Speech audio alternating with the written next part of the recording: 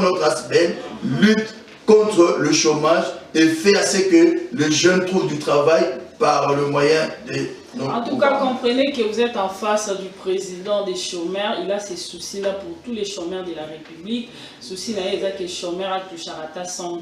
Est-ce que vous avez possible dans la République démocratique du Congo? C'est ça aussi la question. John Manda, la même question. Est-ce qu'après la guerre en République démocratique du Congo, façon il y a je ne sais pas, vous saurez parler en français ou en lingala. Peu importe. Peu importe, voilà. Mais l'émission est bilingue, sentez-vous à l'aise plutôt. Est-ce que nous allons nous réjouir ou de recoudre sur Nakao total? Alors, je suivis en fait mon frère avec beaucoup d'attention parce que le sujet qu'il aborde m'intéresse aussi parce que quand vous marchiez sur le rivière Kinshasa, vous voyez quand même la misère, vous voyez comment les gens souffrent même pour rentrer et vous comprenez le problème que nous avons au Congo n'est pas seulement le problème des armes, mais le problème des hommes aussi. Il faut aussi le reconnaître. Mais en analysant également ce qu'il vient de dire, je comprends, je pourrais même conclure, le pays n'a pas de planification. Vous pouvez avoir des ministères de plans, de planification, on n'a pas. On ne peut pas parler d'un accord ou je ne sais pas, d'un accord pour nos minéraux sans pourtant estimer combien de tonnes. Aujourd'hui, si par exemple on parle de l'Iran, on parle de Venezuela, on va vous dire qu'ils ont 300 milliards de tonnes de pétrole, tout pour le Congo. Il n'y a pas de chiffre. Nous avons signé un accord pour vendre nos minéraux. Mais ces minéraux-là sera contrôlé par qui? C'est quoi des études préalables qu'ils ont fait pour déterminer la quantité de minéraux que regorge notre pays? C'est ça aussi la bonne question. Parce que si on répond à cette question, ce soit mon frère qui est là, mon co-débatteur, il saura se dire que l'argent qui va quitter là-bas, ou l'argent estimé, c'est comme le budget, hein, c'est pas l'argent que le Congo a, mais il estime mobilisé. Et également, nous aussi, on veut se projeter dans l'accord pour se dire que le Congo détient, je sais pas, des lithium ou de quoi, autant de quantités. On essaie de le vendre sur le marché. Nous pouvons avoir, par exemple, 45 milliards sur nos minéraux. Et sur les 45 milliards, mon frère peut réclamer le 5 milliards de Congolais. Et donc, il peut dire que... Tout en connaissant le chiffre, mais on ne peut pas venir nous faire signer un accord pour nous dire que demain, il y aura des entreprises qui vont venir. Quelles sont les études préalables? Combien de quantités de minéraux que notre pays détient aujourd'hui, où nous ne serons pas dupés en fait. C'est-à-dire que le Congolais doivent attendre de son gouvernement des chiffres clairs par rapport à des études qui ont été faites déjà au préalable avant de signer cet accord. Et concernant la paix, tout le monde veut la paix. Mais le jour d'après, qu'est-ce qu'on va proposer à ces gens-là? Parce que les gens qui vont laisser des armes, j'ai eu à écouter un gars qui disait, un Américain qui disait, les gens qui vont déserter des groupes armés, vous n'allez pas les amener comme ça à devenir civils. Et là, la place où mon frère devrait jouer dans un pays sérieux, c'est là. Parce qu'il pourra être même un vrai témoignage qui expliquer que cette personne-là, il a toujours vécu dans cette histoire. Je ne suis pas en train de faire l'apologie de ceux qui ont eu à faire la rébellion, mais expliquer que d'une manière ou d'une autre, lorsque ces gens deviendront des civils, ça sera quoi leur vie? Si ceux qui sont aujourd'hui ne touchent pas des armes, l'État ne s'occupe pas d'eux, donc on va voir aussi le jour d'après. Il faut se projeter, il faut planifier ce qu'on veut faire ensemble. Notre pays ne planifie pas ces choses. Vous pouvez avoir autant de milliards, construire de routes, mais il faut construire l'homme congolais. L'homme congolais qui se sent oublié par son gouvernement, qui se sent oublié par la société, c'est déjà là. Quels sont des mécanismes? C'est quoi la vision du Congo d'ici 2035? Le Congo ne se limite pas au président de la République actuelle. Même le président de la République doit lancer le projet qui va dépasser son mandat. Donc il doit donner à son peuple une vision de ce qu'on veut faire d'ici notre décennie, d'ici 10 ans. Qu'est-ce que le Congo doit devenir? Et ça doit être quelque chose qui lui pousse vers quelque part. Et qui va prendre tous les Congolais tout en nous dirigeant vers quelque chose. Moi je pense qu'aujourd'hui, nous avons manqué en fait un train, c'est celui de la planification. Nous ne planifions rien.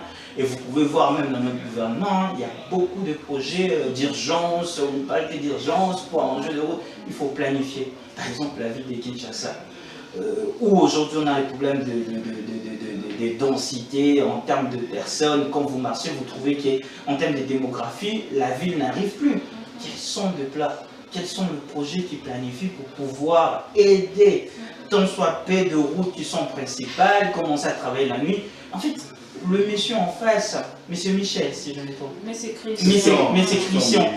Christian Bouy. Son idée peut être même, je vais dire, une source pour la République. On veut assainir nos villes, on veut travailler, mais vous allez travailler avec qui? Combien vous allez leur payer? Il faut planifier en fait. Notre pays doit savoir on a combien de nombre de chômeurs. Ces gens-là, ils se disent patriotes, ils aiment leur pays, ils sont capables de donner quoi au Congo? Et les gens qui sont au pouvoir, ils se disent ils sont venus servir, ils sont capables de donner quoi à ces gens? Du moment que chaque personne aura sa part de responsabilité et qu'on va vraiment aimer le Congo, je pense que le jour d'après sera meilleur. Mais sans ça, je crains beaucoup qu'on puisse encore retourner à la même chose parce que ces gens n'auront pas un avenir à leur proposer. Soyons positifs, John Manda. Si, quand la guerre plutôt finira, on propose, hein, on fait des analyses, tout ça, l'analyse, parce que le gouvernement a osé tout ça comme analyse. C'est ça ma qualité. Ce qui guerre, par exemple, ici, quelle politique au gouvernement a mis en place pour que Banambo Kapeba se retrouve? Formation professionnelle, la création d'opportunités. Parce que vous ne pouvez pas intégrer quelqu'un qui a toujours vécu dans le traumatisme, il y a la guerre, il y a la Kambukili, ou parfois il y a des enfants qui ont perdu leur famille, traumatisés. Il faut une formation professionnelle, il faut éduquer cette personne, il faut que le pays se rapproche de ces personnes pour leur dire que vous êtes encore utile. Votre force, votre énergie peut nous permettre de développer encore ce très beau pays. Donc il faut vraiment établir une formation claire, professionnelle qui s'adapte à tous les niveaux. Et ensuite, beaucoup plus de l'investissement. S'il y aura des entreprises qui vont s'installer là-bas, ces entreprises, ça serait quoi leur rôle dans des villages, de routes qu'ils doivent créer, des écoles, des hôpitaux. Ces gens doivent savoir que le Congo commence quelque chose de nouveau. Et je pense pour moi, ça va commencer par là et ça va créer ces sentiments patriotiques qui va changer beaucoup de choses dans notre pays. Si Christian, vous pouvez rajouter quelque chose, quel genre de politique que les gouvernements pourraient mettre en place pour que Banamboka va se retrouver? La première des choses, madame, il faudrait après la guerre, on doit passer à l'étape dans la phase de la justice et la réparation.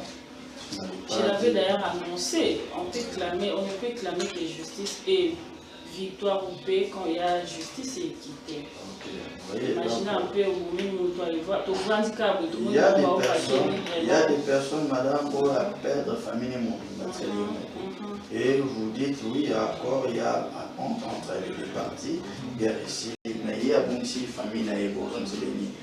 Vous voyez que nous devons vivre bien dans la société, dans un barrement, et un jour il voudra se venger. Il me dit non, dès le ça, nous avons commis criminel, nous avons commis. Donc tout ça, il faudrait une politique de justice. D'abord, il faut mettre en place la justice pour indemniser toutes ces personnes victimes, de deux, et puis penser à l'après-guerre. Ça veut dire quoi? Il y a des jeunes militaires qu'on devra peut-être désarmer, comme le gouvernement clame tous les jours, appelle le groupe armé à baisser les armes, soit à intégrer le processus de désarmement, mais qu'on sort. Mais après ça, qu'ils deviendraient ces jeunes-là?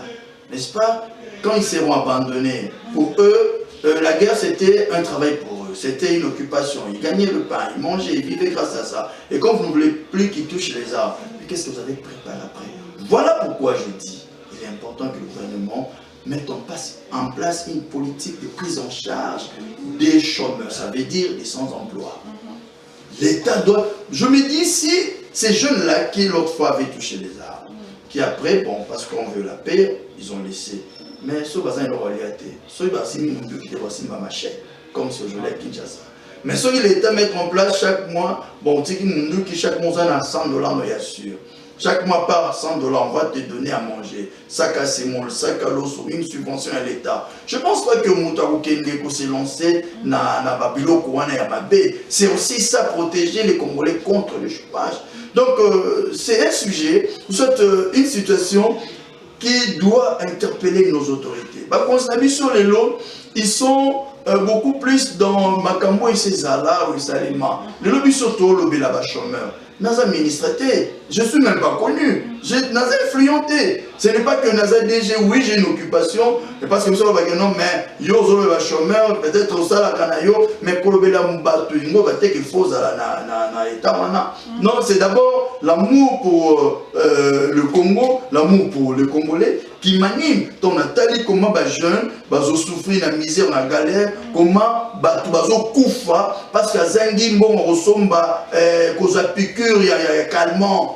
À Koufi, parce que bon, on reçoit soins pour comme ça les athées. Il y a des parents qui ont démissionné, ils ne sont pas mesurés autant que ça banne à l'université. Pourquoi? Parce que Moussa les athées. Il y a des personnes, des fois, pour autant, ma commune à 50, à 30, chance à ça la tête. Mais qu'est-ce que nos dirigeants faute dans l'institution? Ils devaient mettre en place une politique, une planification. C'est-à-dire, quand quelqu'un quitte l'université, directement, il trouve l'emploi. Et surtout avec cette maudite condition d'expérience professionnelle de 3 à 5 ans que je suis contre, mais on ne peut pas aussi prendre, soit embaucher n'importe qui, n'importe comment. Non.